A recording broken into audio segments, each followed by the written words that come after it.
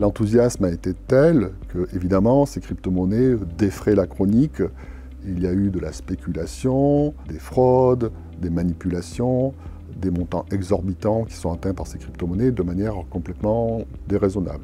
Et on peut espérer aussi une meilleure compréhension de la technologie par plus de gens, pour moins se laisser séduire par cette technologie.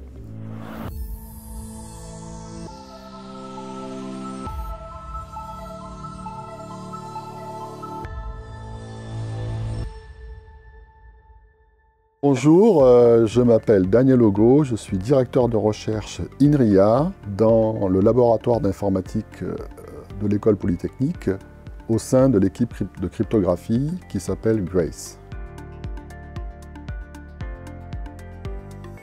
On va dire que la blockchain, la chaîne de blocs, c'est une technique cryptographique qui fournit un service de niveau supérieur qui est un registre. Une chaîne de blocs permet d'implémenter un registre. Et ce registre ne pourra pas être modifiable tant que le dernier saut cryptographique de la blockchain n'a pas été modifié. Ce dernier saut peut être sous le contrôle de quelqu'un, dans le cas d'une blockchain privée. Dans le cas d'une blockchain ouverte, ce dernier saut échappe au contrôle d'une entité particulière. Enfin, en tout cas, c'est le discours tenu. Il faut bien dire quand même que la principale utilisation pour les blockchains publiques, c'est quand même financier et monétaire, c'est-à-dire transfert de fonds, échange de crypto-monnaies contre d'autres crypto-monnaies, spéculation, etc. Donc les utilisateurs sont, je dirais, des particuliers pour les blockchains ouvertes et les déploiements de smart contracts, de jetons au-dessus des blockchains, ça sont faits par des institutions, des startups. Il peut y avoir blockchain sans crypto-monnaie. Après, ce dont on entend le plus parler, et là où l'innovation est clairement la plus importante, c'est quand même dans le monde ouvert, parce que c'est là que les problèmes techniques se posent le plus. On va commencer par les blockchains historiques, les deux plus importantes, qui c'est donc Bitcoin, purement des transactions monétaires, et cette fameuse preuve de travail, et Ethereum, qui permet l'exécution d'applications arbitraires, et qui a basculé sur la preuve d'enjeu, Proof of Stake.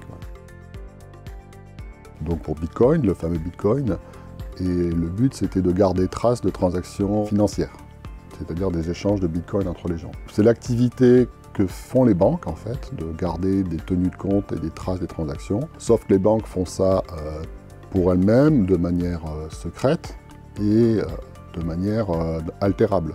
Les banques peuvent annuler un paiement, altérer en fait ce qui a été fait, ce qui est impossible dans la blockchain où on veut justement que les choses soient scellées et qu'on ne puisse plus les modifier. C'est donc le passage à l'échelle. Le nombre de transactions par seconde est faible, la latence, donc le temps pour faire passer une transaction peut être long, les frais de transaction peuvent être élevés. Et la réponse à ça, c'est donc les fameux roll-up, donc des rouleaux, qui sont des traitements par lot, par des opérateurs d'un grand nombre de transactions, dont juste une trace minimale va être inscrite sur la blockchain, ce qui permet d'économiser de la place dans le registre. De manière abstraite, hors blockchain, on se met dans une situation où on a une dissymétrie entre un utilisateur avec de très faibles ressources de calcul, donc on va dire un smartphone, et un gros serveur ou un gros service. Et l'utilisateur récupère le résultat d'un calcul du serveur, mais il ne fait pas confiance à ce serveur. Pour autant, il n'a pas les moyens lui-même d'exécuter le calcul. Et donc, le calcul vérifiable, c'est on va imposer au serveur de donner une preuve cryptographique que le calcul est juste. Mais il faut que tout ça ce soit très court, c'est-à-dire il faut que la preuve cryptographique soit courte et qu'elle soit facile à vérifier par la machine à faible puissance. Donc ces mécanismes-là s'appellent des roll-up, des rouleaux, des lots de transactions qui sont en fait externalisés à la blockchain, mais avec quand même le bénéfice de récupérer la sécurité de la blockchain, donc le timestamping, le côté distribué, etc. Et Ethereum a déclaré que son futur était centré sur les roll-up, donc roll-up centric, c'est-à-dire qu'ils imaginent qu'à terme, il n'y aurait presque plus de transactions natives sur la blockchain principale, mais que tout se passerait comme ça à l'extérieur de la chaîne avec des traces simplement écrites sur la chaîne principale. Le deuxième grand problème, c'est que Dans les blockchains ouvertes, ce registre est tenu de manière publique, dans un réseau de pair à pair, donc tout le monde voit ce qui est écrit dedans. Ce qui pose problème, évidemment, pour de nombreuses applications, notamment des acteurs institutionnels comme les banques qui voudraient utiliser la blockchain et qui ont un devoir de confidentialité. Et là, il y a une technologie miraculeuse qui permet de faire des inscriptions de manière cachée, aveugle, mais de prouver pour autant que ces inscriptions correspondent à des opérations valides. Donc prouver, cela veut dire faire l'inscription et donner une preuve que l'inscription est correcte. Et les mineurs vont faire le travail de vérifier ces preuves. Donc ils ne verront pas ce qui se passe, mais pour autant ils vont remplir leur rôle de certification sans voir ce qu'ils certifient.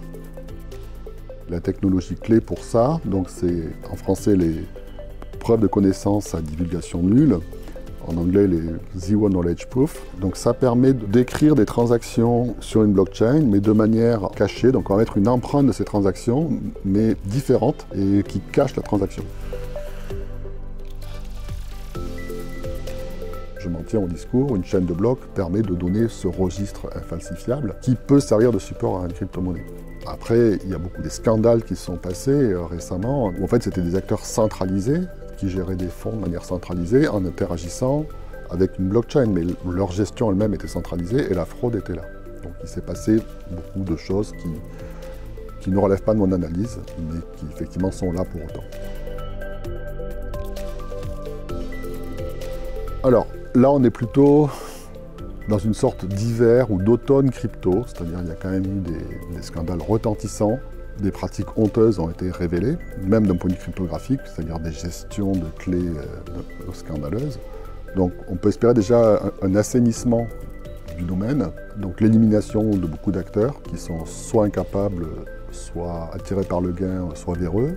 Et on peut espérer aussi une meilleure compréhension de la technologie par plus de gens, pour moins se laisser séduire par cette technologie. Après, on peut imaginer plus de contrôle. Il y a aussi des choses extrêmement brillantes qui se font. Donc la situation n'est pas claire, c'est-à-dire peut-être que dans 5 ans, 10 ans, tout ça aura complètement disparu. Voilà. Donc les défauts des blockchains actuels peuvent ne plus exister dans 5-10 ans. Donc la situation n'est pas claire. Donc mon conseil, on le voit aussi avec ChatGPT, il ne faut surtout pas raisonner à technologie constante. Donc, et souvent les gens font réfléchir par rapport à ce qu'ils savent, ce qu'ils ont appris, et ils sont capables de dire que ça peut changer.